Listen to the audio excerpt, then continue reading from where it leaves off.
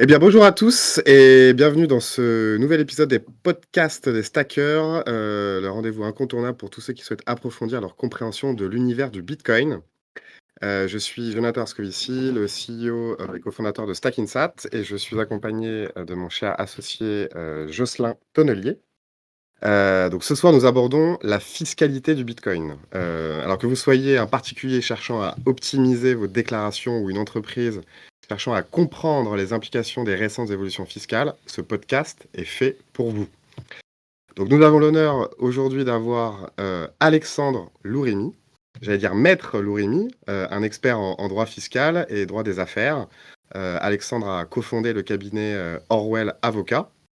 Donc nous allons décomposer avec lui le régime fiscal actuel des crypto-monnaies pour les particuliers et pour les entreprises, sujet évidemment d'actualité.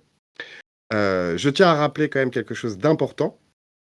Donc ce podcast des stackers est enregistré sur notre canal Discord qui est réservé exclusivement à nos stackers, hein. Pour rappel, les stackers sont donc tous les actionnaires de Stackinsat, notamment les nouveaux actionnaires qui sont rentrés à travers notre crowd equity qui a eu lieu il y a quelques mois. Et tous les souscripteurs au plan épargne Bitcoin Premium. Donc c'est une solution que nous avons lancée en juin 2023, qui compte d'ailleurs de nombreux, de nombreux clients. Donc merci à vous. Et ensuite, ce Discord est rendu public quelques jours après. L'idée, c'est évidemment de garder l'exclusivité à nos stackers pour interagir avec notre intervenant. Nous répondrons évidemment, en fin d'émission aux questions de nos stackers, hein. Donc n'hésitez pas d'ailleurs à les poser au fur et à mesure sur le chat. En tout cas, moi, Joss et moi, on connaît Alexandre et on travaille avec Orwell depuis 2019. Et c'est d'ailleurs, je sais pas si tu t'en rappelles Alex, hein, le seul avocat avec qui à l'époque on avait une vraie discussion Bitcoin. Et c'est la raison pour laquelle on avait décidé de travailler avec lui il y a maintenant 5 ans. Donc on est évidemment des clients fidèles, tout simplement parce qu'on considère que Orwell est le meilleur avocat, que ce soit sur la partie fiscalité ou sur la partie réglementaire, qui est évidemment un sujet très important pour nous, mais qui n'est absolument pas du tout l'objet de ce podcast aujourd'hui. Donc voilà, écoute, Alex, je t'ai présenté, mais est-ce que tu veux rajouter peut-être quelque chose de cette introduction avant qu'on rentre dans le vif du sujet? Ah non, je pense que tu as tout dit, hein. Nous, on est très contents d'accompagner Stackinsat aussi, hein. Donc, merci pour la présentation. Parfait. Alors, en gros, on a décidé avec Joss de découper ce podcast en plusieurs parties. La première, c'est évidemment la fiscalité des particuliers qui investissent dans Bitcoin, mais pas que dans Bitcoin, parce qu'évidemment, la fiscalité s'applique pour toutes les cryptos. Ensuite, la deuxième partie, ce sera un angle un peu plus dédié pour les entreprises. Et ensuite, on aurait aimé savoir aussi ta vision sur l'impact d'un changement du statut du Bitcoin sur une éventuelle adoption en tant que monnaie légale, même si c'est peu probable en France. Mais quel impact ça aurait sur la fiscalité?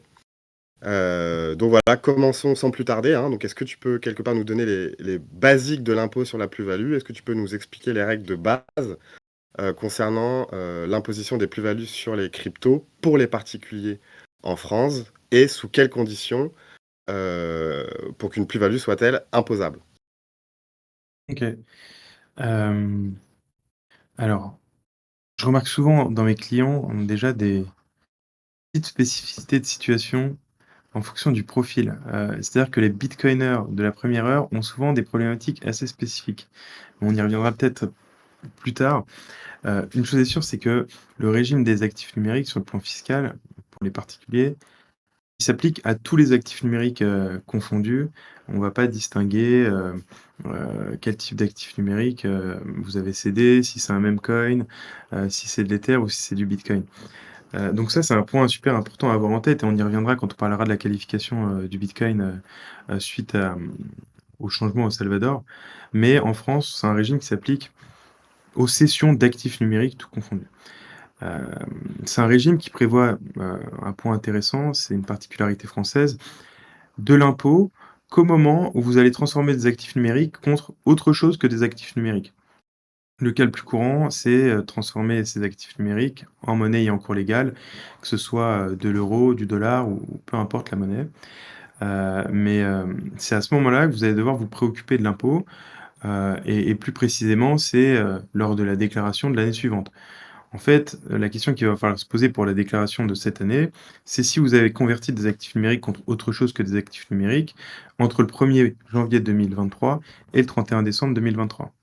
Si c'est le cas, pour chacune des sessions que vous avez réalisées, à chaque opération de conversion, vous allez devoir déclarer, une opération et chaque opération va devoir être déclarée. Si vous avez fait 12 sessions au cours de l'année 2023, vous allez devoir déclarer 12 sessions sur votre formulaire, dans le cadre de votre déclaration en ligne de cette année. Et pour chacune de ces sessions, vous allez devoir déclarer la valeur en euros de la session, mais aussi d'autres éléments plus compliqués à gérer. Il va falloir déclarer le prix total d'acquisition de son portefeuille et la valeur globale de tout son portefeuille de crypto à la date de la session. Ça peut paraître un peu contre-intuitif de devoir déclarer, ce que vaut la totalité d'un portefeuille pour calculer la plus-value sur, une simple session. Pour être pratique, si j'ai un portefeuille d'1 000 000 € de crypto et que j'ai cédé 100 € de bitcoin l'année dernière, je vais devoir dire que j'ai cédé 100 € et que mon portefeuille valait à cette date 1 000 000 €. Et la raison, elle est simple, c'est que la plus-value ou la moins-value, sur chacune de ces sessions, elle va être, déterminée par référence à la plus-value ou à la moins-value sur mon portefeuille total. En gros, si, j'ai, 70 de mon portefeuille qui est en plus-value, on va considérer que 70 du montant, heu, cédé constitue de la plus-value. Donc pour reprendre mon exemple, j'ai un portefeuille qui vaut 1 000 000 que j'ai acheté 300 000 €. J'ai investi 300 000, ça vaut 1 000 000.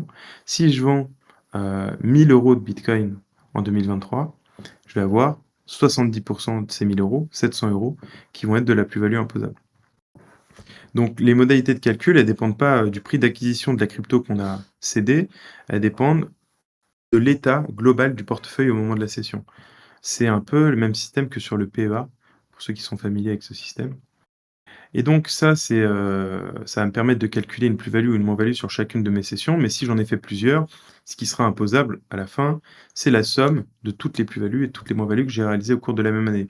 Donc si en janvier, je constate une moins-value de 1 000 € et qu'en décembre, je constate une moins-value de 300, ce qui va être imposable au titre de 2023, ce sera 700 €. Ce sera 700 € et ce calcul, il se fait à l'échelle du foyer. C'est-à-dire que si, j'ai des enfants, qui font un DCH et Stakinsat, je vais aussi devoir leur demander l'état de leur portefeuille pour déterminer ma plus-value, ce qui peut être compliqué.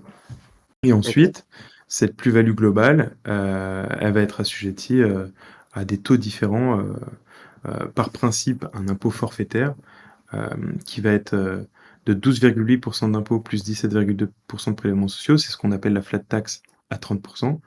Mais depuis cette année, c'est la première année, j'ai aussi la possibilité d'opter, alors faut cocher une case, à cet effet, pour le barème progressif. Donc, si le montant de ma plus-value, de mes autres revenus, me place dans une tranche d'imposition inférieure à 12,8, j'ai plutôt intérêt à opter pour ce système. OK. Eh beh, écoute, merci à Alexandre pour cette explication, extrêmement, pédagogue. En revanche, il y a, je pense, quelques précisions qu'on pourrait, apporter, même si tu as commencé à le faire. Est-ce qu'il y a des seuils d'exonération, par exemple? Ouais, il y a des seuils alors qui peuvent, paraître assez bas, mais si, la somme de toutes les ventes réalisées par tous les membres du foyer, de toutes les ventes d'actifs numériques réalisées au cours de 2023, est inférieure ou égale à 305 €, heu, la plus-value est exonérée et donc on parle bien du montant des ventes, hein, pas du montant des plus-values. Donc si j'ai vendu pour 400 € du bitcoin et que j'ai fait une plus-value de 30 €, la plus-value de 30 €, elle est taxable. Par contre, si j'ai fait une vente de 300 € et que j'ai fait une plus-value de 280 €, cette plus-value de 280 € est exonérée. C'est le montant de la vente. C'est vrai que comme ça peut paraître assez stupide. Est-ce que tu aurais une explication rationnelle de pourquoi est-ce que, l'administration fiscale a décidé de mettre, ce seuil d'exonération? Pourquoi 305 et pas Ouais. 340 ou 300 Quelle est ton ou explication 210? rationnelle, s'il en existe une? Ah, il y a une explication, alors je suis pas sûr de sa véracité, mais c'est la plus probable.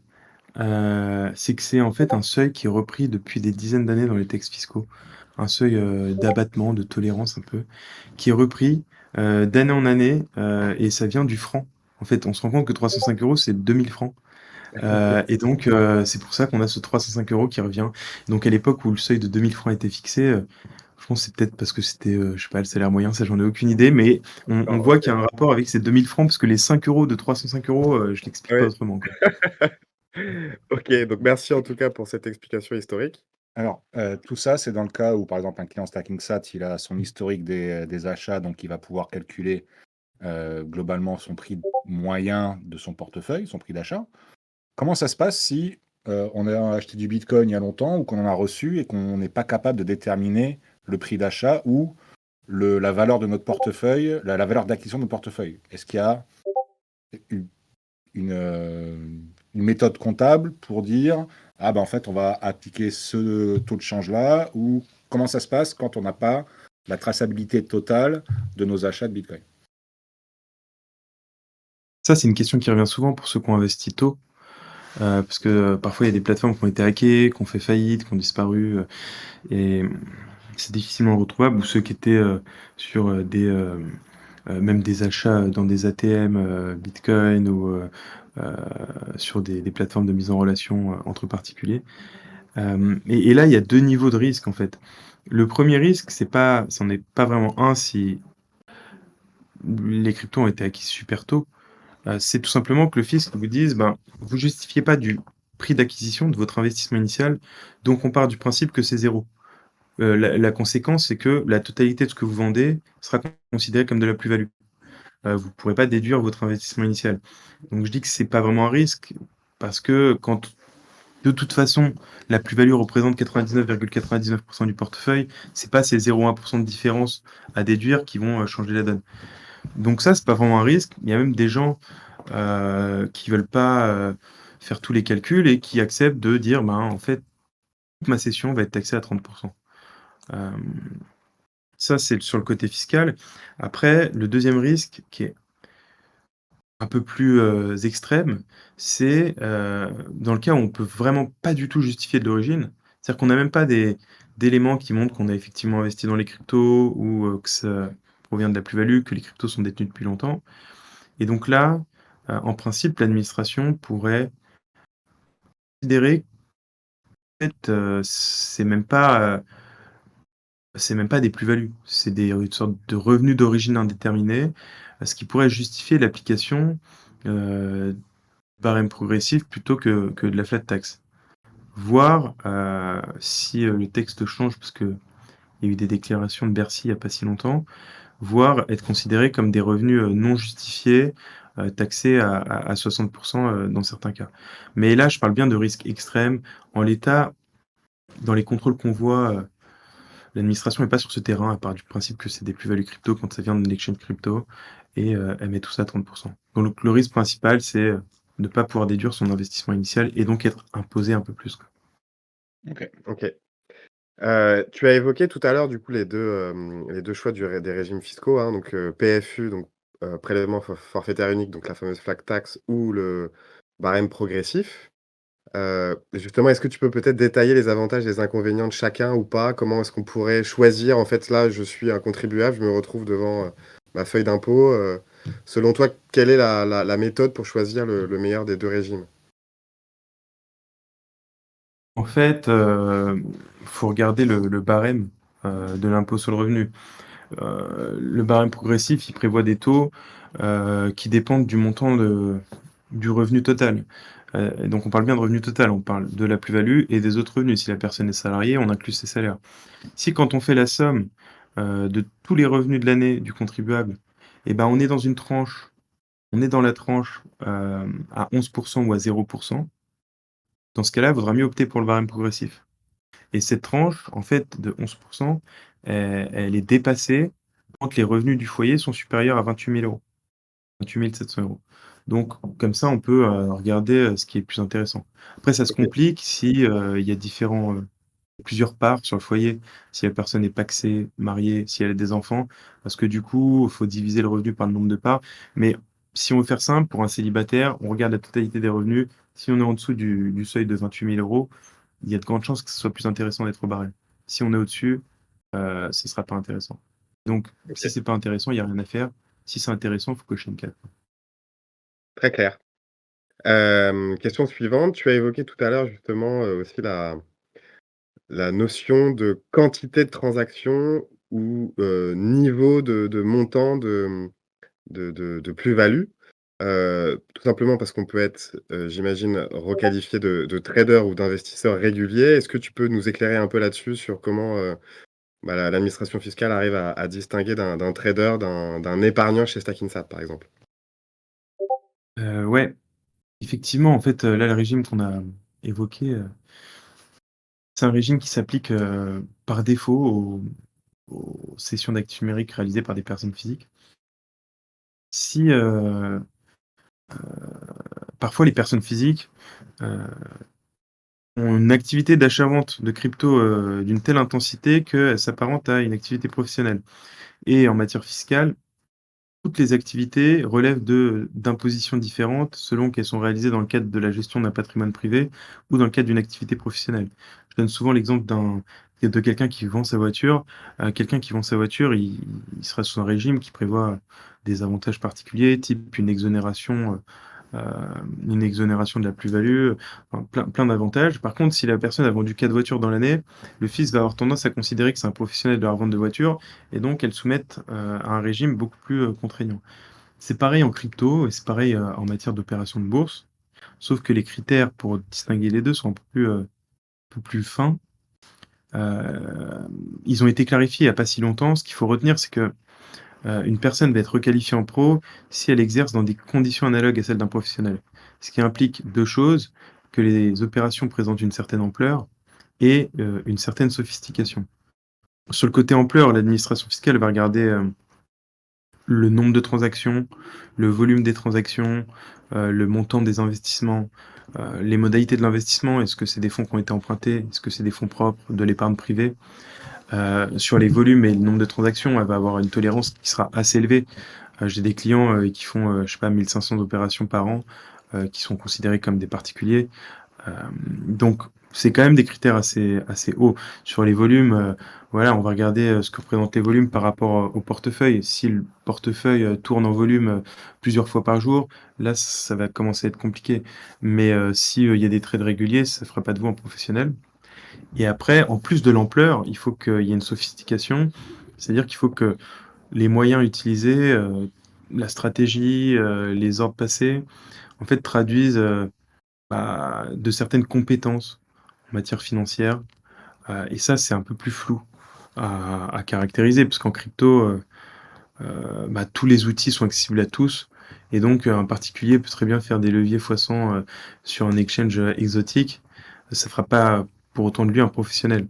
Donc voilà, là, en théorie, l'office devrait aller regarder dans le détail, l'approche. Est-ce que les risques sont maîtrisés? Est-ce que, il y a des outils de couverture qui sont utilisés? Ce genre de choses.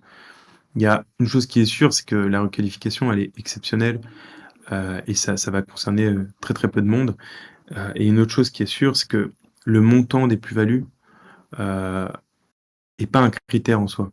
Donc on peut très bien avoir acheté, je sais pas, 1 000 € de bitcoin en 2011, faire une plus-value monstrueuse, en 2024 et ça aura aucune conséquence sur, la possibilité d'être qualifié ou non.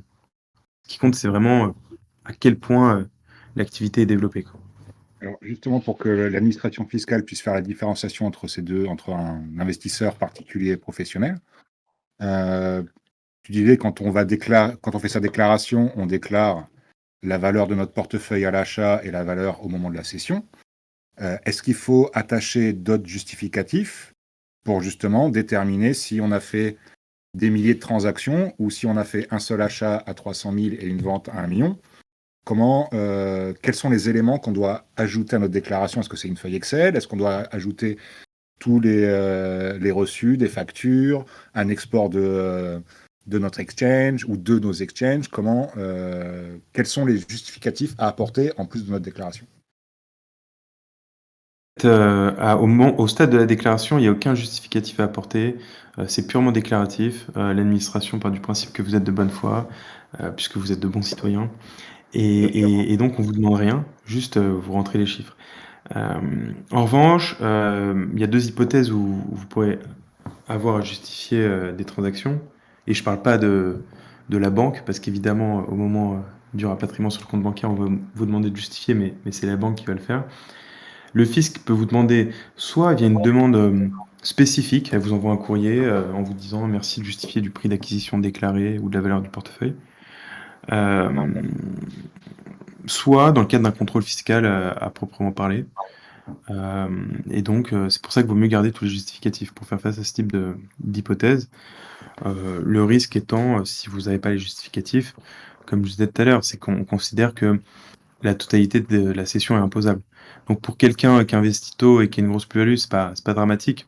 Mais pour quelqu'un, je sais pas, qui a investi 10 000 € et qui a un portefeuille qui vaut 20 000, c'est quand même marrant d'être imposé sur 20 000 plutôt que sur 10 000.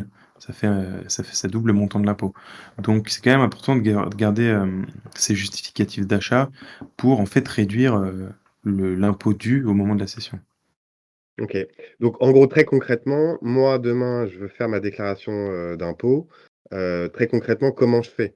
Donc je prends, juste le montant de la plus-value et ensuite j'attends que j'ai un éventuel, contrôle derrière. Ouais, c'est ça. Bah, en pratique, la déclaration, elle se prépare toute l'année. C'est-à-dire que, au fil de l'eau, ben, j'ai un tableau où je suis mes investissements, l'argent que je mets en euros dans l'achat de crypto. Ça, je le suis au fil de l'eau. Je le déclare pas, hein, je le garde juste pour moi. Et au moment où je fais une session en fiat, je note la valeur globale de mon portefeuille et la date de cette session, le montant de ma session. Et si je fais ça au fil de l'eau, au moment de ma déclaration, c'est super simple. J'ai juste à reporter ces informations dans le formulaire de la déclaration en ligne. Les calculs se font tout seuls sur la base des montants que j'ai déclarés. Et je garde mes justificatifs si on me les demande, quoi.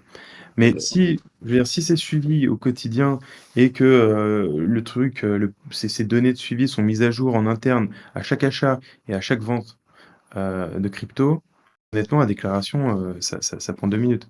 Le truc où c'est OK. compliqué, enfin le moment où c'est compliqué, c'est que souvent les gens le font pas au fil de l'eau et donc il faut retrouver la valeur de son portefeuille le 15 mars 2023.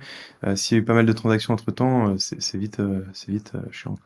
Alors, pour nos clients chez StackingSat, c'est très facile. Nous avons un historique et vous pouvez faire un export en CSV de toutes vos transactions sur StackingSat. Donc, vous avez la traçabilité et l'historisation de toutes vos transactions chez StackingSat. Voilà, donc ça, c'est en un clic. Vous inquiétez pas, on avait tout prévu. Donc, pour, tous les clients qui nous écoutent, c'est vraiment très, très simple. Vous allez sur votre espace client, vous téléchargez cet historique de transaction et vous remplissez du coup votre déclaration. En tout cas, autre point qui nous avait été remonté aussi, StackInsat ne réalise pas la déclaration d'impôt pour ses clients. Évidemment, c'est bien une démarche, individuelle et c'est bien à nos clients de le faire, de manière, proactive. En revanche, et ça peut-être tu peux nous le confirmer, Alex, si l'administration fiscale demande à StackInsat de transmettre l'historique d'un client, qu'est-ce que nous on doit faire? En tant que société régulée, PSAN, travaillant dans l'univers, Ah, des cryptos. ouais, même indépendamment du PSAN, vous êtes obligé de communiquer les informations à votre disposition sous peine d'amende. Et ça, c'est toutes les entreprises commerciales en France. C'est-à-dire qu'en cas de contrôle, par exemple, souvent le fisc, pour challenger la résidence fiscale déclarée, la résidence principale déclarée, ils vont demander à EDF de fournir les relevés EDF. Donc c'est vraiment toutes les sociétés en France qui sont obligées de se conformer aux demandes de communication de l'administration fiscale. Et ça, c'est dans le cas où bah, la personne qui est nommée dans ce dossier-là fait partie d'une enquête globale du fisc ou de la police ou quelque chose comme ça. C'est pas, c'est quand même dans des cas très spécifiques que ces requêtes sont faites. Pour l'instant, il n'y a pas de transmission d'informations spontanées de la part des PSAN. C'est que sur demande et sur demande nominative.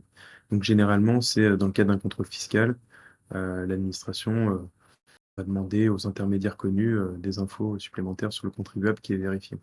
OK, et là d'ailleurs, juste si on se projette un peu, dans le cadre de MiCA, est-ce que, c'est susceptible d'évoluer? Est-ce qu'il peut y avoir une transmission automatique, à l'administration fiscale? Qu'est-ce que tu en penses? Est-ce que tu sais, bah, où en sont les textes aujourd'hui par rapport à ça? Ouais, ouais, bah, les textes avancent assez vite. Il y a déjà 2 textes qui sont en préparation, un au niveau de l'UE et un au niveau de l'OCDE, donc avec beaucoup plus de pays membres, qui vont mettre en place de l'échange automatique d'informations. Et donc là, ce sera des déclarations spontanées. Les échéances pour l'UE, c'est 2026. Pour l'OCDE, c'est 2027. À compter de ces dates, en principe, si tout se passe bien du côté de la négociation des textes, les PSAN, les plateformes d'échange, enfin tous les intermédiaires qui facilitent l'achat ou la vente de crypto, devront transmettre spontanément les historiques des clients aux administrations fiscales. Donc là, on sera sur une logique différente. Ce sera pas que sur demande, ce sera vraiment spontané chaque année. OK, est-ce que tu peux nous dire s'il y a un équivalent, par rapport à la finance traditionnelle? Parce que c'est vrai que ça paraît quand même assez, incroyable en fait Ouais, cette, bah, non, il y a un équivalent, qui est, au niveau de l'OCDE, c'est la norme, commune de déclaration qui prévoit la même chose, en fait. Aujourd'hui, si moi je suis résident fiscal français et que je veux ouvrir un compte, je sais pas, à Madrid, la banque madrilène va transmettre automatiquement l'information, à l'administration fiscale espagnole sur le fait que j'ai ouvert un compte, chez eux, et l'administration fiscale espagnole va prévenir l'administration fiscale française, pour les prévenir qu'un résident fiscal français est venu ouvrir un compte chez eux, quoi.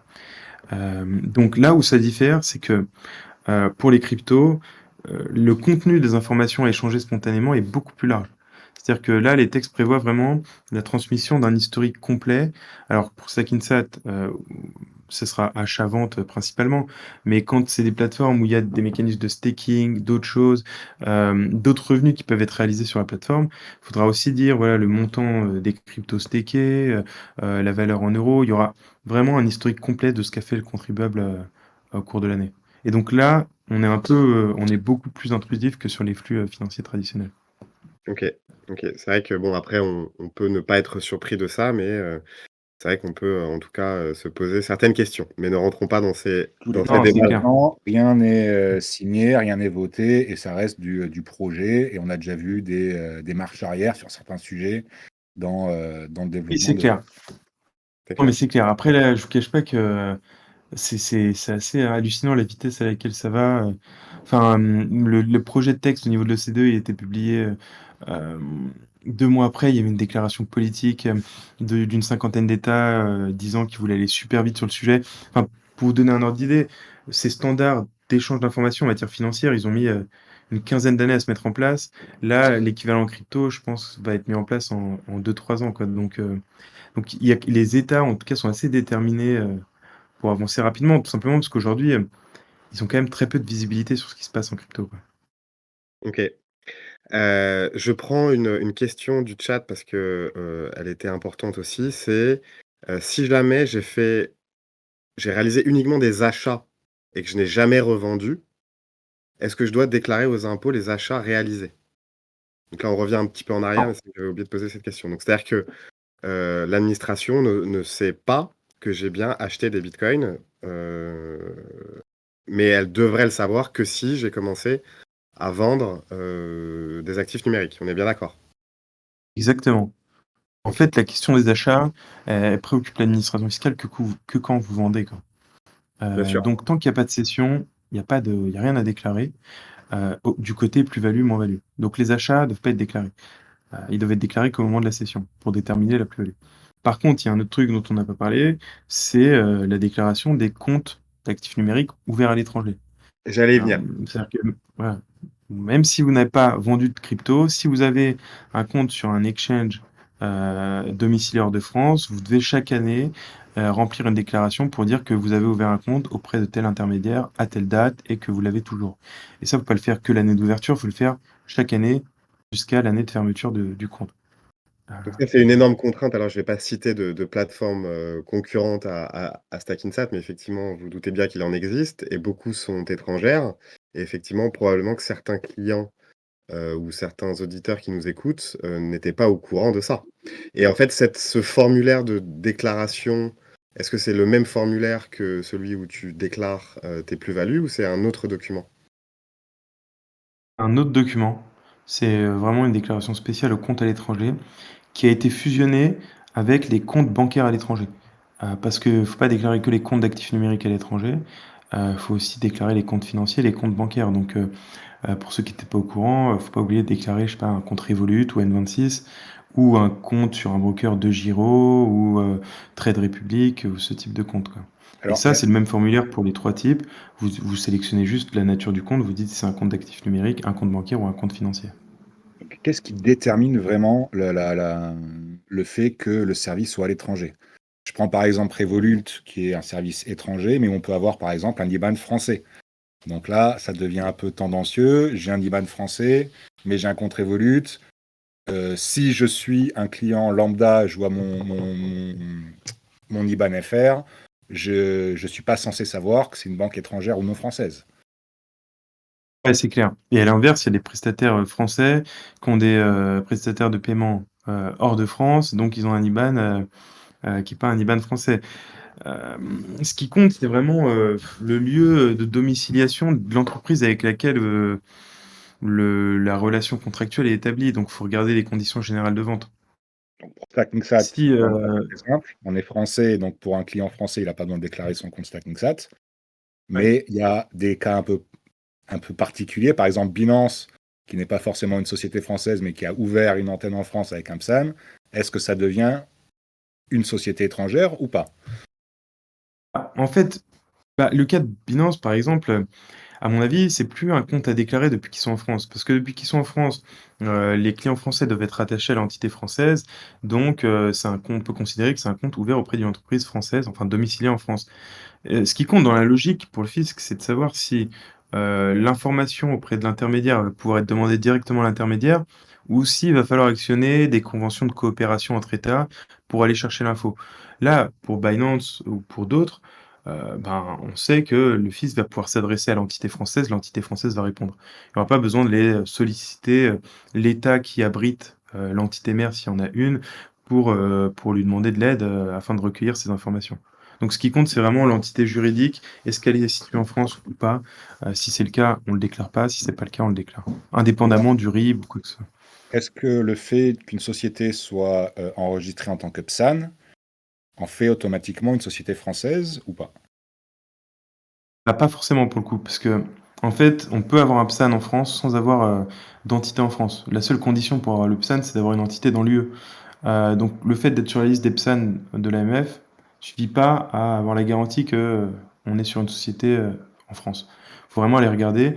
Par contre, le site de l'AMF, il est utile parce qu'il y a l'adresse du siège, du PSAN en question et donc on peut voir s'il est en France ou pas. Très bien. OK. Non, non, mais écoute, c'est très intéressant ce genre d'information parce que tout le monde n'est pas forcément conscient de tout ça et autre point qui est important, c'est, la fiscalité des stablecoins. Alors est-ce que tu peux faire un point là-dessus et est-ce que tu penses que, cette fiscalité peut évoluer dans les prochains mois? Ouais, bah, jusqu'à présent, il y a quand même, un consensus sur le fait que les stablecoins sont des actifs numériques, même s'il pourrait y avoir des débats, juridiques. C'est admis comme tel. Donc, la conséquence principale, c'est que les crypto stablecoins génèrent pas d'imposition puisqu'on reste dans du crypto-crypto. Hem, c'est pratique, quand on veut, se prémunir contre la chute des cours sans générer d'impôts. Après, ça l'est un peu moins quand, on se prémunit en achetant du Terra, quoi. Hem, c'est un truc qui va changer potentiellement parce que le statut juridique des stablecoins va changer avec le règlement MiCA. Il y a certains stablecoins qui vont être assimilés à de la monnaie électronique et donc on sera pas sur la même qualification, juridique. En toute logique, en fait, ces stablecoins devraient sortir de la qualification d'actifs numériques et donc un trade, crypto stablecoin pourrait générer de l'imposition à l'avenir, mais on n'a pas encore eu de précision sur, la comment, les dispositions de MiCA vont être répercutées en matière fiscale. Voilà, la Et toi, logique quel est voudrait ton qu'on les sorte. sentiment? Quel est ton sentiment, Bah, toi? Tu moi, dois mon tu dois être dans sentiment, des c'est, groupes de discussion, entre confrères, ou peut-être avec le régulateur. Quel est ton sentiment? Évidemment, ça n'engage, que ta parole, hein, évidemment. mon sentiment, c'est qu'en toute logique, si on considère que c'est de la monnaie électronique, on devrait, heu, on devrait le sortir de la définition d'actif numérique et donc un trade crypto stablecoin devrait générer de l'imposition à l'avenir. Après, ça implique quelques modifications du régime fiscal. Parce qu'aujourd'hui, il y a des trucs dans le régime fiscal, on n'en a pas parlé, mais par exemple, si vous faites une moins-value sur l'année 2023 sur vos cryptos et que vous faites une plus-value en 2024, vous n'avez pas le droit d'imputer la moins-value 2023 sur la plus-value 2024. Vous êtes taxé quand vous gagnez, quand vous perdez, il se passe rien. Donc ça, cette impossibilité de reporter les moins-values d'une année sur l'autre, le fisc le justifie en disant ben, c'est pas grave, parce que de toute façon, les contribuables peuvent se baquer en stablecoins. Ils décident eux-mêmes, en fait, quand ils vont générer de l'imposition, quand ils vont repasser en euros. Si les stablecoins sont plus des actifs numériques, en fait, il faudra mettre en place un mécanisme de report des moins-values, parce que l'argument qui dit que c'est le contribuable qui décide quand il génère de l'imposition, il sera plus valable. Le contribuable, il générera de l'imposition dès qu'il sortira des cryptos, quoi. Donc il y a plein de sujets, et après, à ce sujet, il y a une proposition de la Cour des comptes qui est pas inintéressante. Eux, ils disent que ça pourrait être opportun de laisser les stablecoins USD dans la définition d'actifs numériques et de sortir de la définition d'actifs numériques les stablecoins euros. L'idée derrière étant de dire, si vous faites du trading, vous repassez en stablecoin USD, ben on génère pas de l'impôt. Par contre, quand vous repassez en stablecoin euro, il y a de l'imposition. Donc c'est chiant, mais vous le savez à l'avance et vous pouvez utiliser l'USD pour vous baquer en cas de trading. Et ça permet de développer l'usage en paiement des stablecoins euros. Parce qu'un des problèmes du régime des actifs numériques, c'est que chaque fois qu'on paye en crypto, on a une cession imposable. Donc utiliser des cryptos en paiement, c'est assez déconseillé. Et cette proposition de la Cour des comptes, je la trouve assez intéressante à ce niveau-là. OK, et d'ailleurs, petite parenthèse avant justement qu'on passe sur la partie, entreprise, c'est effectivement, toutes les cartes de paiement des grands exchanges, alors que je ne citerai pas, mais parce qu'on en a quand même cité déjà pas mal. Est-ce qu'elles rentrent dans ce champ d'application de la déclaration de transactions ou pas? Ouais, totalement.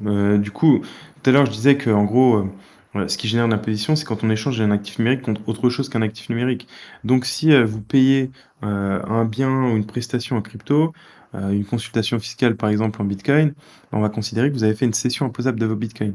Donc il va falloir déclarer une cession, à hauteur de la valeur en euros des bitcoins utilisés en paiement. Et c'est pareil avec les cartes. Avec la carte, si la carte vient débiter votre solde crypto au fur et à mesure de vos paiements, ça fera autant de petites sessions. Et donc, si vous achetez, je sais pas, vous payez un café à 3 euros en débitant votre solde Bitcoin, il faudra déclarer une session de 3 euros l'année suivante. Donc, ça peut vite être assez lourd en termes de charges administratives quand il y a beaucoup de dépenses.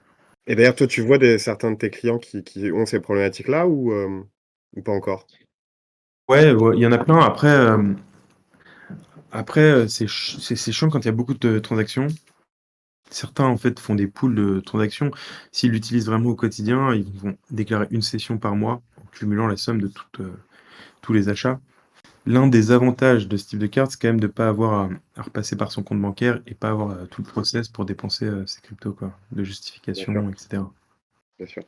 Mais en tout cas, oui, c'est vrai que ça, c'est quelque chose peut-être, dont nos auditeurs n'avaient pas conscience, mais effectivement, vous êtes censé déclarer systématiquement tous les paiements crypto que vous faites, même si c'est un café à 2 euros. Et j'en profite aussi, petite parenthèse publicitaire, heu, nous avons lancé la 5e édition de la conférence Surfing Bitcoin qui aura lieu les 28, 29 et 30 août. Donc la billetterie est ouverte depuis une petite semaine maintenant. D'ailleurs, on est toujours dans une période de réduction en early bird à -21%. Et pour ceux qui n'étaient pas au courant, nous permettons le paiement en bitcoin de votre billet à Surfing Bitcoin. Et conséquence de ce que Alexandre vient de nous dire, si vous réalisez ce paiement de votre billet à Surfing Bitcoin, vous devriez en 2024, enfin du coup pour l'année 2023 pardon, déclarer votre paiement en Bitcoin de votre billet Surfing Bitcoin. Est-ce que tu nous confirmes ça, Alexandre? Exactement. Bah, si vous le payez cette année, il faudra le déclarer en 2025.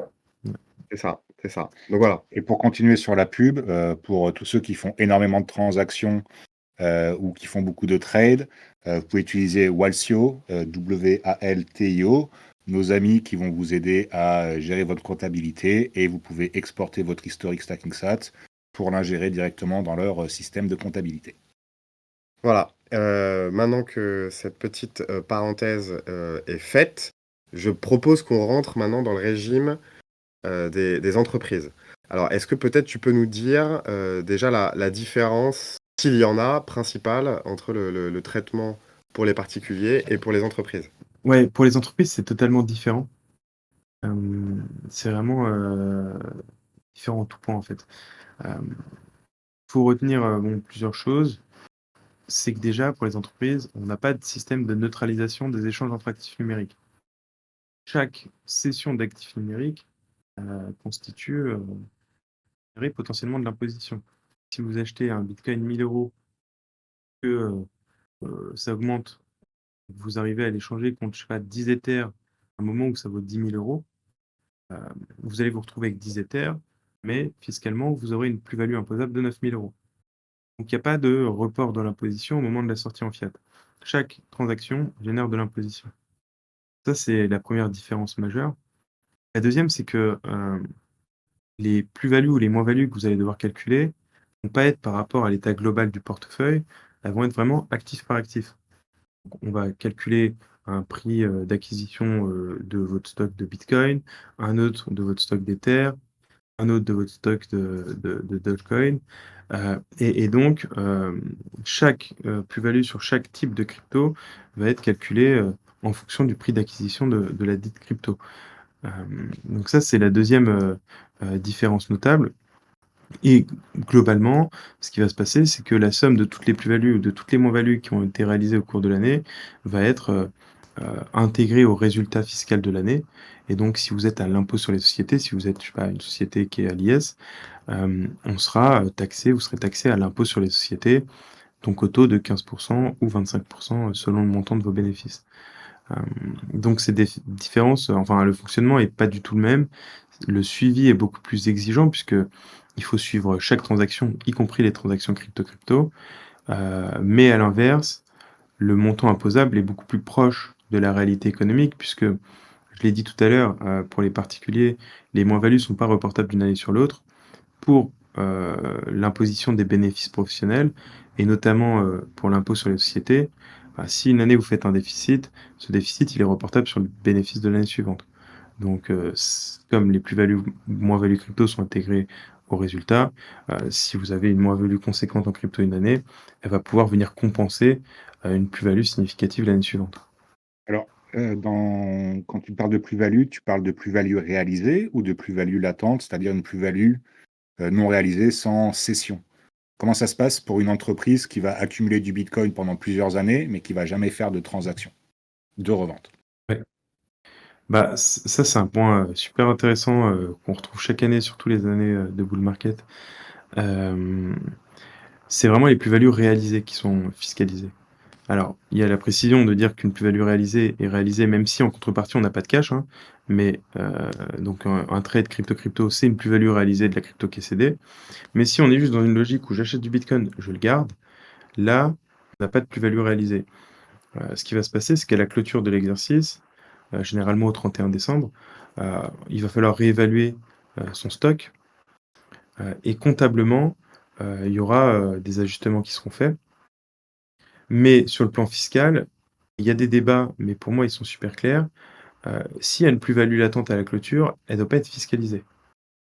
Elle doit pas être fiscalisée tout simplement parce que, le principe, général en matière d'impôt sur les sociétés, c'est, la fiscalisation des plus-values réalisées. Il y a quelques exceptions et ça rejoint un peu le dernier sujet que vous voulez évoquer.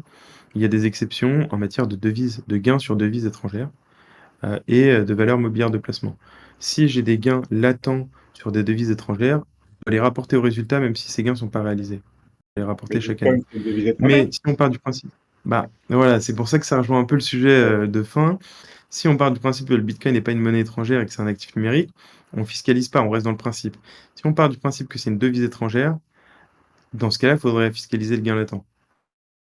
OK, donc il y aurait un monde où bitcoin pourrait être une devise étrangère pour le fisc, Bah, il y a un s monde où, ouais, le vérificateur vous soutient que c'est une devise, et que c'est une devise salvadorienne et donc que vous auriez dû payer de l'impôt avant même d'avoir, encaissé votre plus-value, Est-ce quoi. qu'il y a une jurisprudence par rapport à ça? Ou pas? Toi qui as dû voir beaucoup de dossiers passer. Est-ce qu'il y a, justement des interprétations en ce sens qui ont pu être, délivrées, dans certains cas? Non, non. OK. Donc, excuse-moi, je t'ai Non, coupé faudrait sur vraiment que le Stacking Sat. vérificateur soit un maximaliste convaincu. Parce qu'en Donc, fait, ça pourrait l'arranger sur un dossier, mais Ouais. sur l'édifice juridique global, ça arrangerait personne. donc, a priori, il y a personne qui va aller déclarer Bitcoin comme une devise étrangère pour son entreprise. Quelle est la deuxième façon de la déclarer? Ben, c'est ça, en fait, c'est dans un compte. Comptablement, ça va être considéré comme ce qu'on appelle des jetons. L'autorité des normes comptables a créé des sous-comptes dans le plan comptable général, qui sont des sous-comptes qui sont appelés les jetons. Et donc, dans les jetons, en fait, on inclut toutes les cryptos. Donc, les gains latents sont pas fiscalisés. S'il y a une perte latente, parfois, on peut justifier de déduire une provision, c'est-à-dire de réduire son résultat imposable pour tenir compte de la perte de valeur, mais c'est risqué. Le mieux, c'est de rien faire, en fait, et de tenir compte que du réalisé. OK, juste est-ce que tu peux nous rappeler comment dire? Le compte comptable, justement qui est utilisé, d'ailleurs justement pour une boîte, C'est un ça compte jeton s'intéresse détenu. une boîte comme Stackinsat dont c'est le métier d'ailleurs et justement une holding patrimoniale par exemple qui, stockerait, du bitcoin juste dans une logique de trésorerie. Comment est-ce qu'on les distingue les 2? Ouais, ben, va y avoir un traitement comptable qui sera un peu différent. En fait, en comptabilité, on est sur une approche super réaliste. On va regarder, non seulement l'actif, mais aussi ce qui est fait de l'actif. Pour une boîte comme Stackinsat, en fait, le bitcoin va être considéré comme du stock. Tout simplement parce qu'un stock, c'est défini comme un bien qui est acheté en vue d'être vendu et votre activité, c'est exactement ça.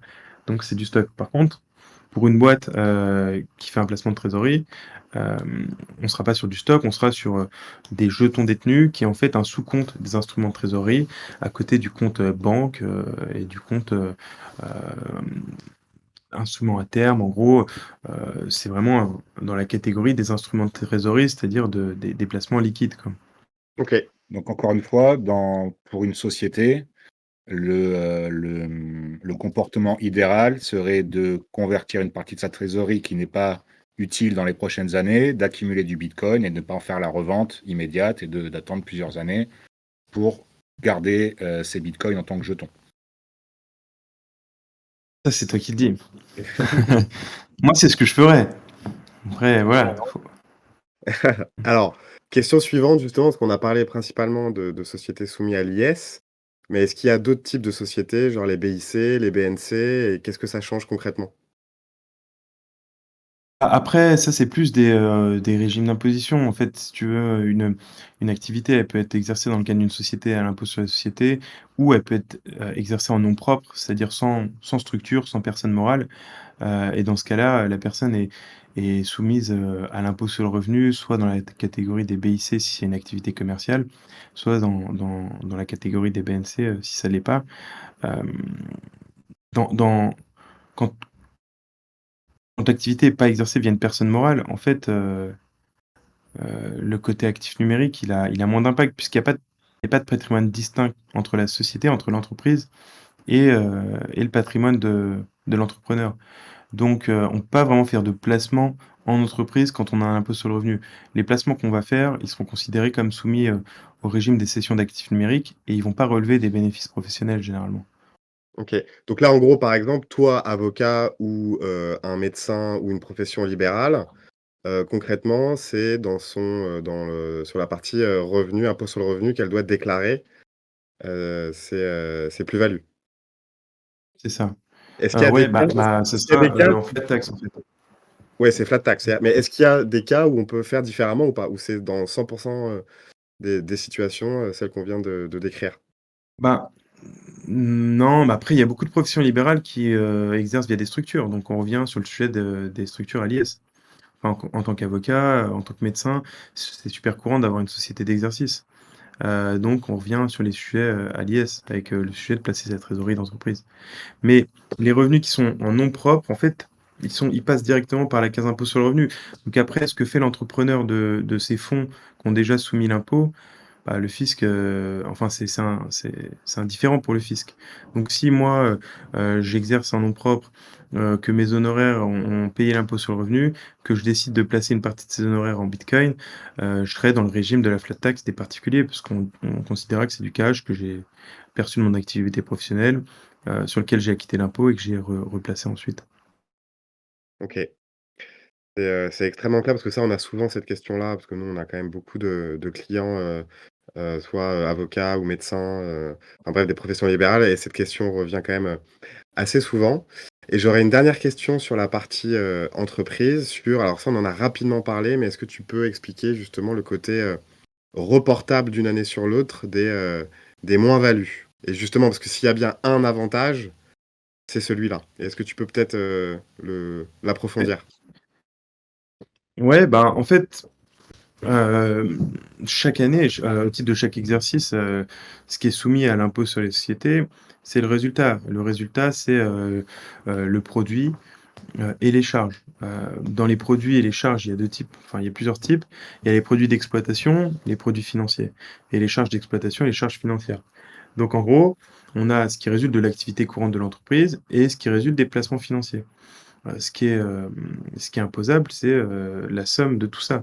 Donc en fait, si je sais pas, je fais un chiffre d'affaires de, 300 000 € avec 100 000 € de charges sur mon activité, j'ai un bénéfice imposable de 200 000 €. Mais si à côté j'ai fait, des placements, en bitcoin et que j'ai pris le bear market et j'ai réalisé une moins-value de 250 000 €. Du coup, cette moins-value financière, cette charge financière va venir s'imputer sur le bénéfice d'exploitation que j'ai dégagé et au global, j'aurai un résultat de moins 50 000 € à la fin. Ces moins 50 000 €, ils ne seront pas imposés puisque je suis en déficit et ils pourront être reportés sur l'éventuel bénéfice de l'année suivante. Donc si l'année suivante, je fais, des plus-values crypto ou un bénéfice d'exploitation de 100 000 € par exemple, je vais venir imputer sur ces 100 000 € les 50 000 € de déficit que j'ai réalisé l'année précédente.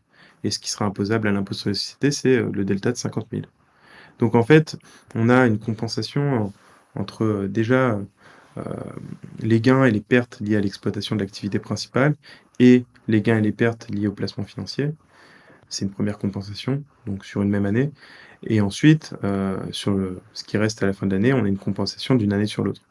Donc c'est un peu plus intéressant dans le sens où on a la garantie d'être fiscalisé vraiment sur le gain réel, pas sur, un gain qui a été perdu entre-temps. Alors que, en sous le régime des particuliers, si, je fais, une perte de 50 000 € sur les cryptos en 2023, heu et une plus-value, de 10 000 € en 2024, en 2024, je vais devoir payer, 3 000 € d'impôts, alors même que sur 2 ans, j'ai perdu 40 000 €, quoi. OK, donc ça veut dire qu'une entreprise qui achète, un bitcoin à 60 000 € et qui utilise ce bitcoin pour payer un prestataire, je sais pas, un développeur, ouzbek et que le bitcoin est à 50 000 €, il pourra reporter sa moins-value, pour, être déductible de ses impôts. Ouais, là, dans ce cas-là, il aura perdu 10 000 €, il aura une charge financière de 10 000 € qui Très bien. s'imputera sur, ses produits. Et donc ça peut être quand même assez, intéressant, fiscalement de jouer avec ça pour une société. Ouais, bah, disons que l'avantage, c'est que, finalement, c'est neutre. Il y a pas de cas où, l il y a des effets de bord, où, la personne est fiscalisée sur, plus que ce qu'elle aurait réellement perçu. OK. Ah bah tiens, Là où justement, c'est pas neutre, c'est qu'il y a plus de reporting. parlons un petit peu des effets de bord. Que là, on va essayer de prendre un peu la quintessence de ta connaissance de la fiscalité. Admettons, j'achète du bitcoin, je vais au Salvador passer des vacances et je paye, du coup, dans la monnaie légale, qui est le bitcoin. Qu'est-ce qui se passe pour mes impôts? Est-ce que je suis obligé de déclarer ça comme une cession ou est-ce que j'ai utilisé bitcoin comme si j'avais utilisé du dollar? Et ben, les 2 sont pas incompatibles, hein. En fait, si tu es résident fiscal français, tu vas devoir déclarer, ton café payé en bitcoin comme une cession, de bitcoin, quoi, d'actifs numériques. OK, et donc pour le cas d'une société qui paye un prestataire qui sera au Salvador, c'est là peut-être où il pourra considérer, bitcoin dans son, statut comptable comme étant une devise étrangère. Ouais, mais du coup, au risque d'être fiscalisé sur le gain latent à la clôture d'exercice, quoi. OK, donc il y a toujours un pour et un contre pour, chaque, Ouais, et en plus sur le terrain des principes, c'est vrai qu'il y a un débat parce que dans la définition d'actif numérique, on dit qu'est un actif numérique quelque chose qui n'est pas, garanti par une banque centrale. Donc déjà, il y a le débat de savoir si, vraiment le fait d'avoir conféré un cours légal, au bitcoin, peut s'analyser comme une garantie par une banque centrale salvadorienne. Et ensuite, il y a un deuxième critère, on dit, un actif numérique, c'est quelque chose qui n'a pas le statut de monnaie et donc certains pensent que comme, le bitcoin a le statut de monnaie au Salvador, on n'est plus un actif numérique. Sauf qu'à mon sens, le statut de monnaie, il fait référence au statut de monnaie, en droit français et la seule monnaie qui a un statut juridique en droit français, c'est, c'est l'euro. Donc à mon avis, même sur le fondement du texte, le bitcoin reste un actif numérique. Tout ça parce qu'il n'a pas de banque centrale derrière, en fait. Voilà, qui le garantit. Et dans le cas où beaucoup d'autres pays commencent à adopter Bitcoin comme étant un moyen de paiement légal, est-ce que ça pourrait infléchir un petit peu la requalification de Bitcoin en tant que monnaie? Ah, je pense pas parce que c'est ces 2 critères. En fait, le statut juridique, pour moi, il faut l'apprécier en droit interne. Il y a que l'euro qui est le statut juridique et pour les devises étrangères, on va regarder sur, le côté garanti par une banque centrale et donc même s'il y a plein de pays qui reconnaissent comme, ayant cours légal, c'est-à-dire, l'obligation, d'être accepté en tant que moyen de paiement, ça veut pas pour autant dire que, son cours, enfin son émission est garantie par une banque centrale. C'est garanti, voilà, par personne, ou par tous, mais pas par une banque centrale. Donc, à mon avis, ce serait compliqué. Et après, indépendamment de la lecture purement littérale de la définition, en fait, un juge, quand il a un doute sur l'interprétation d'un texte, il est obligé de se référer à l'intention du législateur, de voir ce qu'a voulu dire le législateur par ça. Et la définition d'actif numérique, elle a été créée, pour Bitcoin à la base. D'ailleurs, dans les textes officiels, avant, on parlait pas d'actifs numériques, on parlait de bitcoin. Dans la doctrine administrative, de l'administration fiscale, la première occurrence, c'était vraiment bitcoin. On parlait pas de crypto, on parlait pas de quoi que ce soit, c'était, le bitcoin. Donc donc ça m'étonnerait que le juge dise: «Bah, en fait, les actifs numériques, le législateur n'a pas voulu viser bitcoin en définissant les actifs numériques», quoi. Très bien. Bon, OK. En bah, plus, on ça va aurait plein de rester avec conséquences, parce que le PSAN, du coup, pour les boîtes bitcoin only, en fait, le PSAN, s'appliquerait plus, puisqu'on serait plus sur de l'achat-vente d'actifs numériques. On serait sur de l'achat-vente de devises, vous seriez, des agents de change, en fait. Enfin, vous changeriez de régime, aussi, réglementaire. Il y aurait plein d'applications, comme ça. Après, alors petite ouverture, rapidement, c'est-à-dire que, est-ce que tu peux aussi nous dire, alors même si c'est plutôt la compétence de ton associé, William O'Rourke sur la partie, réglementaire, mais justement, est-ce que tu peux nous faire un point sur comment est-ce que, les États-Unis interprètent, Bitcoin versus les cryptos? Et notamment, l'Ether? Ah, là, c'est dur de s'avancer parce qu'apparemment, il y a une décision en suspens, de la SEC sur, les ETF, Ouais. Ether, mais en fait, il y a une chose est sûre, enfin qui est sûre, c'est qu'il y a quand même une approche différente parce qu'aux États-Unis, ils ont une notion, de l'instrument financier qui est beaucoup plus évolutive. Hem, Aux États-Unis, en fait, il faut avoir en tête que la réglementation financière, elle vise à protéger, les épargnants, hem et à faire en sorte qu'ils investissent de manière transparente dans des efforts humains, qui vont produire potentiellement une augmentation d'un capital. Cette réglementation financière, elle est fondée sur la notion d'instrument financier en Europe et de security aux États-Unis. Mmh, la notion de security aux États-Unis, elle est définie, de manière beaucoup plus évolutive puisque, sa qualification dépend, hem, de ce que représente l'actif qui est émis et pas des caractéristiques de l'actif. Et donc en gros, pour vraiment grossir le trait, on va considérer qu'est un instrument financier, donc une security, un actif dont, l'augmentation de valeur repose, en tout ou en partie sur les efforts, d'une équipe, quoi. Et c'est ce qui va distinguer l'instrument financier, la security, du commodity, la marchandise, hem, en droit américain. Et donc la différence entre, des protocoles, autres que Bitcoin et Bitcoin, c'est le côté, décentralisé et l'impossibilité de rattacher un contrôle, prédominant à, une entité donnée. Sur Bitcoin, c'est impossible de dire, qu'il y a une entité qui a plus de pouvoir sur le protocole qu'une autre, quoi. Alors que pour Ethereum, on peut présupposer, même si je suis pas expert sur le sujet, que la fondation Ethereum a potentiellement une influence un peu plus importante sur, le futur du protocole et sur, les développements qui sont effectués. C'est ce qui distingue vraiment les 2 et ça, c'est dû, aux caractéristiques du protocole Bitcoin et surtout, à l'idée de génie qui a été par les fondateurs de disparaître et de ne jamais se faire connaître. Par les fondateurs, d'ailleurs, tu présupposes qu'ils sont plusieurs, c'est ça? Le ou les fondateurs. Non, parce que je pensais que c'était vous.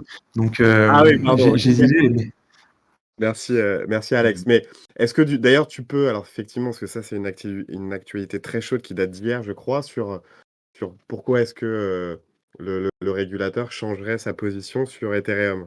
Est-ce que est-ce que tu as cette actu en tête ou pas?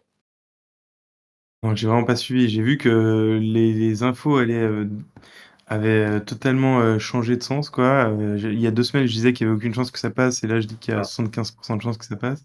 c'est Mais ça. j'ai pas du tout d'infos sur, C'est vrai que moi la raison. j'ai vu aussi pareil passer. En fait, j'ai vu surtout le prix de l'Ether qui a explosé. Et effectivement, alors d'après ce que j'ai lu rapidement, parce que j'ai pas creusé le sujet, mais effectivement, c'est plutôt une orientation politique où là, en fait, maintenant que les politiciens et surtout Biden et Trump considèrent les cryptos comme un sujet stratégique, bah justement, ils veulent récupérer des voix et ça pourrait expliquer justement une partie. Enfin, c'est ce que j'ai vu rapidement là sur Twitter tout à l'heure.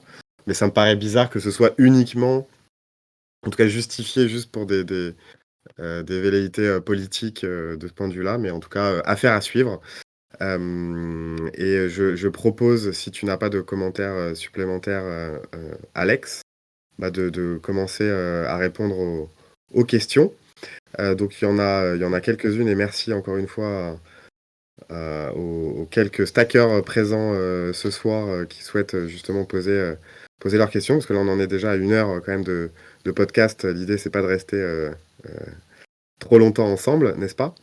Donc après, on aimerait quand même revenir sur cette histoire plutôt là, sur la casquette d'une déclaration pour un particulier. Euh, la déclaration en ligne, d'ailleurs, est-ce que l'administration fiscale permet justement de faire rapidement le choix entre PFU ou barème progressif ou pas, ou c'est vraiment à toi en fait de faire ton propre calcul dans ton coin et de voir quel est le meilleur régime qui opère pour toi? Et il y a pas vraiment de simulateur, dédié. Donc c'est vraiment, à chacun de faire son calcul de son côté. Après, il y a quand même le fisc met à disposition un simulateur, mais qui est très, très exhaustif. Mais ça vaut parfois le coup de l'utiliser et il y a d'autres simulateurs en ligne, pour simuler, PFU ou barème qui sont disponibles. Donc faut le faire de son côté et après, il faut cocher la case ou non, en sachant que c'est, irrévocable comme option. On peut pas revenir dessus, ensuite une fois qu'on l'a coché. Ok. Et une autre précision, c'est que cette option, elle existe aussi pour les revenus, sur titre. Et c'est des options qui sont indépendantes les unes des autres. Donc vous pouvez très bien cocher l'option, pour certains revenus et pas sur l'autre, même si ça aurait que peu d'intérêt. Mais en tout cas, voilà, c'est 2 options différentes. OK. Est-ce que pareil, autre question sur les dates et les délais? Parce qu'effectivement, on arrive quand même sur les deadlines là. Est-ce que tu peux nous refaire un point sur le calendrier, fiscal? Ouais, alors, il y a 3 dates qui sont à retenir. En fait, il y a le 23 mai, donc après-demain, qui est la date, limite pour les gens qui habitent dans des départements numérotés de 1 à 19. Ensuite, c'est le 30 mai pour, ceux qui sont entre le département 20 à 54 et pour ceux qui sont après 55, c'est le 6 juin. Donc la région parisienne et cetera et beaucoup d'autres départements, heu, ont jusqu'au 6 juin pour déclarer. OK. Hem, Moi, j'ai une question. Donc là, on a parlé aujourd'hui uniquement du droit fiscal français. Donc ça s'applique uniquement pour les déclarants français. Est-ce qu'il y a des pays qui sont enfin, moins regardants ou qui sont plus permissifs, par exemple, qui n'imposent pas les plus-values sur le Bitcoin en Europe ou dans le monde? Il y a par exemple le Portugal et l'Allemagne qui ont peut-être des statuts un petit peu plus spécifiques. Est-ce que tu pourrais nous faire un petit peu un petit panel des différents régimes fiscaux en Europe concernant le Bitcoin? Ouais, bah, le truc, c'est que c'est pas que propre aux cryptos, finalement. On se rend compte que les pays qui ont une fiscalité faible sur le capital ont une fiscalité, faible sur le bitcoin, et l'inverse aussi. Donc, il y a les pays qui sont à zéro sur, les gains en capital dans le cadre de la gestion d'un patrimoine privé, type, la Suisse, le Luxembourg dans certaines structures, hem, les pays type Andorre ou des petites principautés en Europe, Malte aussi. Mais c'est des pays qui ont la même approche de tous les gains en capital. Après, il y a des pays ont été un peu plus opportunistes, ben, notamment le Portugal, qui ont fait un peu de dumping fiscal sur aussi d'autres types de revenus. Mais sur les cryptos, ils en ont fait particulièrement, puisque pendant très longtemps, il n'y avait pas de texte qui exonérait officiellement les cryptos, mais il y avait une sorte de tolérance qui conduisait en fait à zéro imposition, et ça a attiré pas mal de monde sur place. Là, ils ont déclaré que une taxe était en train d'être mise en place, mais j'ai pas trop suivi. Il me semble que il y a une exonération après une certaine durée de détention. En Allemagne, c'est pareil. Après un an de détention, les plus-values sont totalement exonérées. Et après, il y a des pays qui sont voilà, qui ont des régimes assez proches, voire un peu moins élevés, type la Grande-Bretagne où le taux il est de 10 à 20 selon le montant de la plus-value, mais avec des gros abattements de plusieurs dizaines de milliers de pounds. L'Italie où on est assez proche, ou l'Espagne avec des taux entre 20 et 30 voilà. En fait, il y a 3 catégories, quoi. Il y a les pays où il y a peu de fiscalité de manière générale, Suisse, Luxembourg, et cetera. Les pays qui ont fait un peu de dumping ou qui ont un régime privilégié type Portugal, Allemagne et les autres, comme la France, quoi, l'Espagne, l'Italie. Et alors, admettons, j'adore le cadeau de portugais, j'ai envie de m'installer au Portugal, et à partir de quel moment je peux déclarer, mes gains en crypto au Portugal afin de bénéficier, de 0 d'imposition? Quelle serait ma meilleure stratégie d'expatriation au Portugal?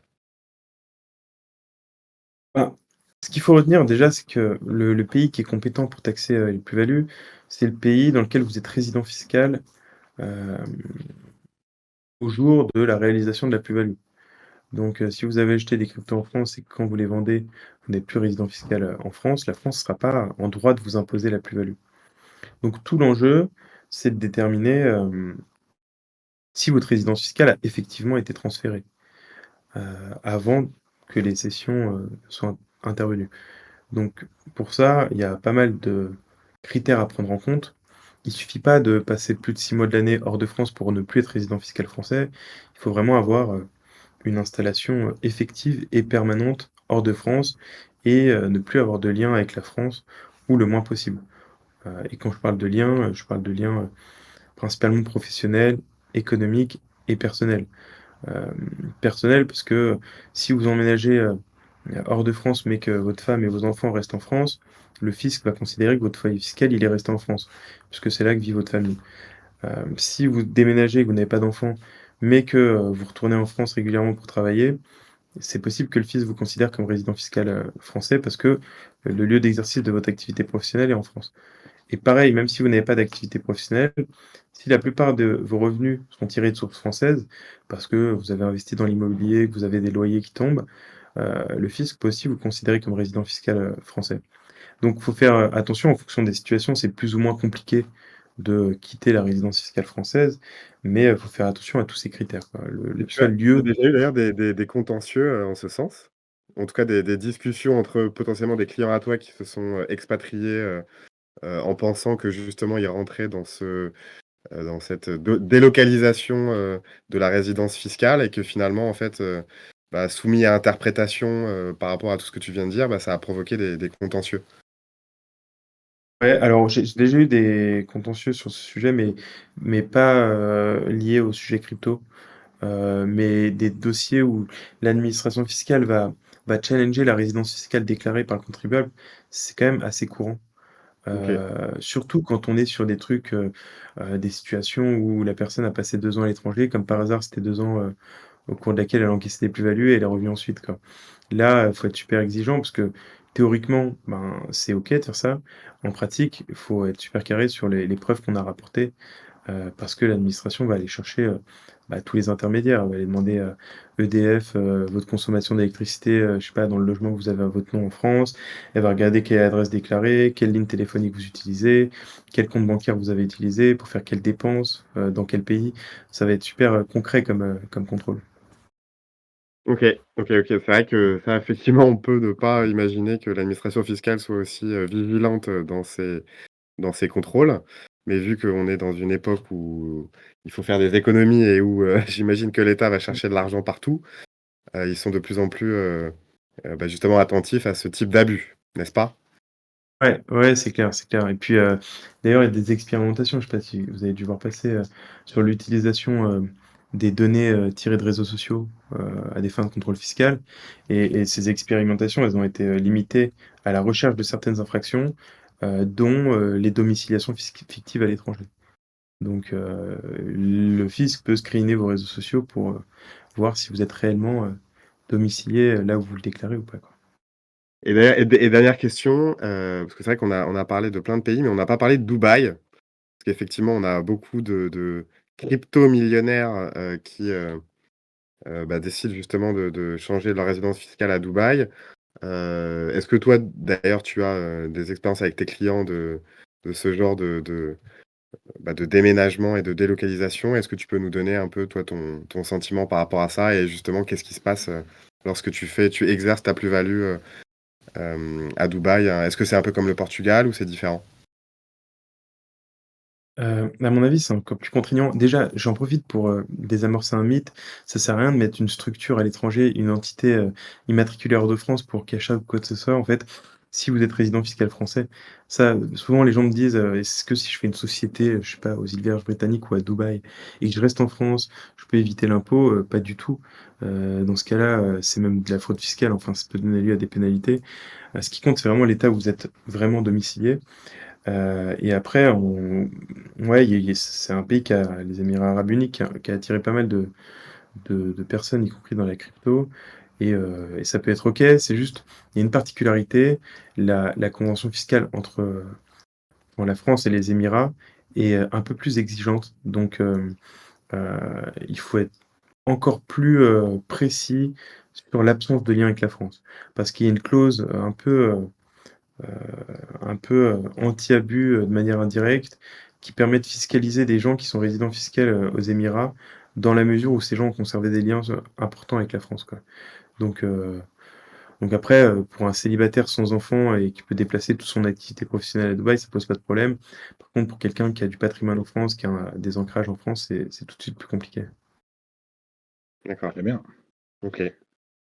Bon et Alors du coup, beh, juste pour avant dernière de question. finir le podcast, non, ce serait plutôt de savoir, pour tous les auditeurs qui ont écouté ce podcast et qui t'ont trouvé extrêmement pertinent sur les sujets de fiscalité.